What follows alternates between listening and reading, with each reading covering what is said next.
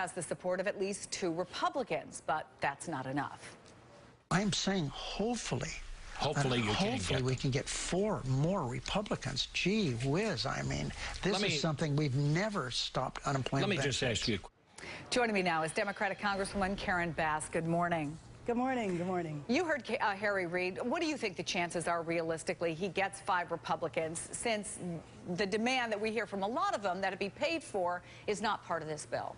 Well, I think he has a good chance in the Senate, and I'm hoping that the budget agreement that was reached before we went on break is an example. I do think the bigger hurdle is going to be in my House, and frankly, I believe in saying that they want it to be paid for, that's just a way of saying they want to have some cuts done quickly. We're in the process of appropriations. Cuts can be done along the line, but that's never been the case before. Anytime unemployment has been this high, we have responded to it as though it was an emergency and extended benefits, and that's exactly what we should do now. In fact, they've been extended even at times when unemployment was lower than it is now. Let me play for you what Republican Congressman Peter King had to say about the possibility of this getting through. Sure. I would like to find a way to get a compromise.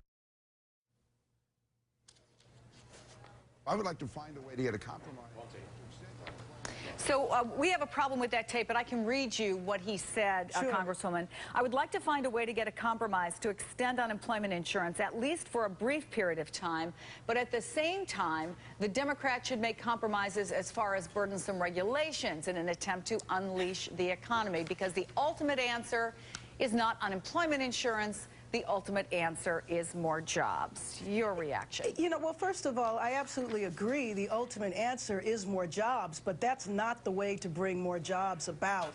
You know, we have lots of legislation that could be passed to bring about jobs, but to do things like that on an emergency basis in a very short time frame is just a way of pushing a policy agenda through. And to me, it's hostage taking. It's back to what they have been doing before. I think unemployment insurance should be extended, period, and then we should begin negotiations on any issue they want to take up, but you should not hold people's benefits hostage. People need the $300 to $400 a week to survive. This is just a very mean-spirited way to approach policy. And it's not like you don't have a lot more on your plate. I want to turn to some other deadlines facing Congress over the next few weeks.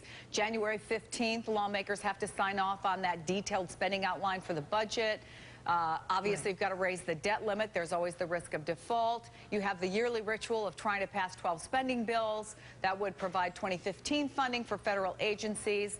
So in an election year, knowing the realities where we are, where do you focus your efforts? Where do you have the best chances of success, or can you get all 3 of these done? Well, I think that we absolutely have to get all 3 of them done, and I do think that the Republicans were hurt so badly last year with the government shutdown for no reason that they do have more interest in governing this year, and it seems as though John Boehner has more interest in being Speaker this year, and he's not going to allow, at least I think, he's not going to allow a faction of his party to decide how he leads. So if that's the case, I do think we can get some things done. But our focus needs to be front and center on jobs. It needs to be on income inequality. It needs to be on the minimum wage. It needs to be having a fair share for everybody in our country. Well, let me ask you then, in that context about immigration, do you think that John Boehner's break with the Tea Party on the budget last year bodes well for an immigration deal? Well, I do think it does, because ultimately we could pass the Senate bill